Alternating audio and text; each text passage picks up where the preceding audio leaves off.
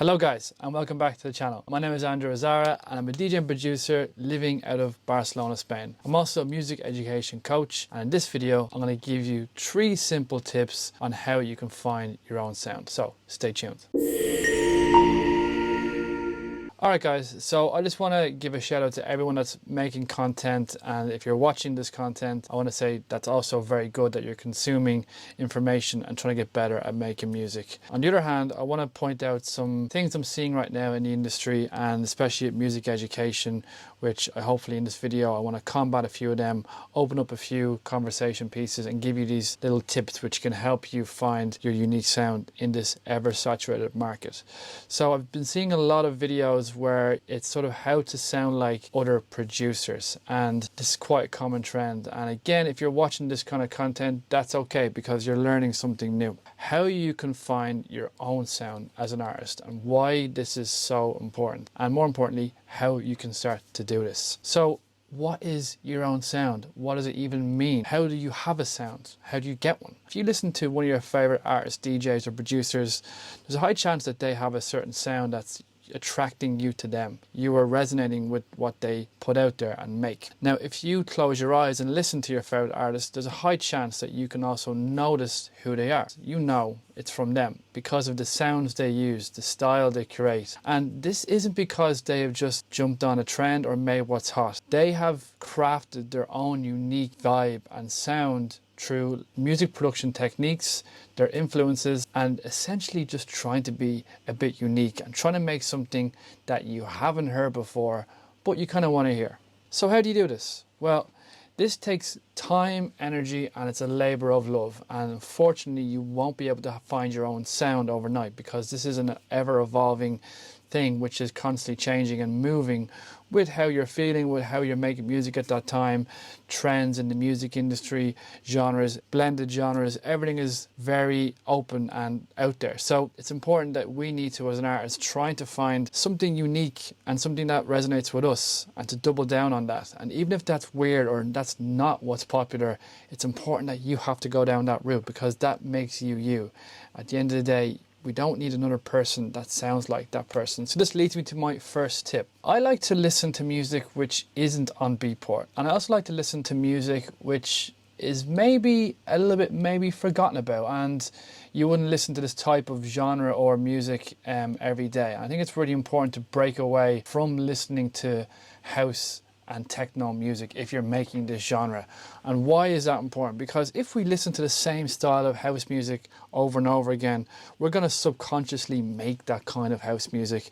And that's okay to a degree, because we're making music that sounds like our peers, and we want to fit in with our music. But if you want to be unique and stand out, it's really important that we need to open our horizons and listen to all sorts of music, because this is going to influence how you subconsciously create as well. Whatever style you're into, maybe in the past, maybe your parents listened to a certain style of music. Could it be jazz? Could it be soul? Could it be funk, hip hop? Just spend 30 minutes before you make music and just listen to this old style of music. You'd be so surprised at what this does to your sound, because like I said, we subconsciously make what we hear. So if you're creating different avenues of music listening, it can actually influence how you create music too. So before you start making a beat, open up some old samples, open up an old record collection in your parents' house, go into YouTube and dig through playlists of old styles of music, whether it be jazz, whether it be funk, soul, whatever that is. Just listen to it. You don't have to copy it, you don't have to emulate it. Listen to it and make music with that kind of energy in mind of when you're listening to the music. So I like to call this just objective listening, really. Okay, and my next point is really understanding and developing a love for your VSTs. So we make music through either samples or software. If you have hardware, that's amazing, but a lot of hardware does sound like software these days. So let's just say you have sample-based music production, you have soft synth music production. So I see a lot of videos online of how to make presets, how to make sounds like certain artists, which I said in the past it's okay in the short run, but we want to really make the synthesizer or VST or sampling technique our own to make our track sound different. And this is going to create your own sound. So when you have a VST or a soft synth, instead of trying to recreate a preset, just experiment with that one synth as much as you can. Open up a preset and tweak it in its every way possible. Open up a preset and do things that you wouldn't normally do with it. Find a sound in a preset bank that you wouldn't usually use. Maybe create a sound from scratch. This might take a bit of time, and if you're into sound design, this can be something you're interested in, but making the sound from scratch can be a great way to find and have your own unique sound. And that leads me on to sampling as well. So when we sample, we can sample in unique ways. So if you have an Ableton Push, like I have here, if you grab an old soul sample, you put it in, you can slice up the parts of the sample like an MPC controller.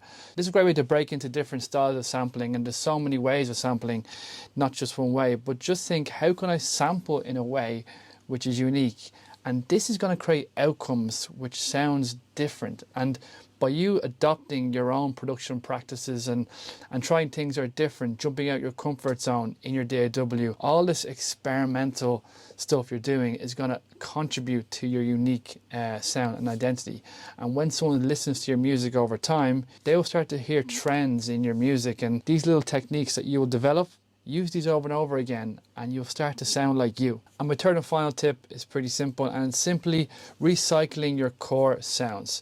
So if you have some core sounds which you know work on the dance floor, say you have a 909 kick, which is just guaranteed to work every time, has all the qualities and elements you like in a kick drum, recycle that kick drum in your tracks. If the same with a hi-hat or a clap, recycle those sounds in your track. And what happens is, if you start to use the same core sounds, people will start to recognize your track. For example, if you're making harder stuff or softer music, these sounds will start to become recognizable and people listen to your music. So for me personally, I like a thumping kick drum from a 909 machine. I will use that same kick in around every track. I like a very crispy open hat. I like a very snappy clap as well. I like a kind of a groovy sub bass sound. So these sounds I'll recycle, and over time people will close their eyes and then think, oh, that's a track or that's music from A or B. So give that a shot and see if that makes any difference in your music production. I know it's very difficult to find your sound overnight, and it's something that, again, like I said, is a labor of love and takes a lot of time. But if you adopt good principles, good practices, and maybe just sort of block out the noise of what's going on currently and stick to what you want to do and what resonates with you, I can guarantee over time you will start to sound like you. And when you sound like you become more marketable. People will recognize you. You will get more DJ bookings. And if you can build a small audience of fans around your sound, then you've done the hard bit. It's all growth from there. This is what your favorite artists have done to get to where they are today. Alright guys, thanks for watching the video. Appreciate you watching. If you have any questions or want to message me privately, you can in the description, and I'll be happy to answer any questions you may have on music production. And if you need some extra help with your music production, please feel free to book a call with me below, and I'll see can I help you get there. Thanks for watching, and I'll see you in the next one.